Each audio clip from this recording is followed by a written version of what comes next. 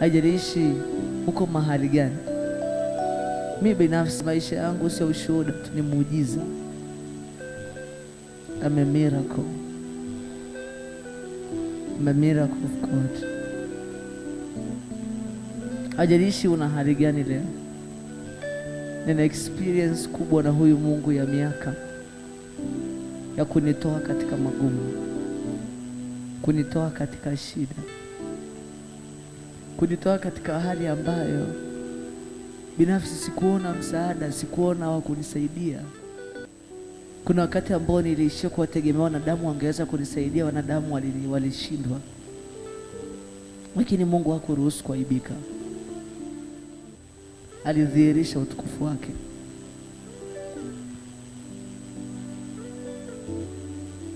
Natamani upate ujasiri huu.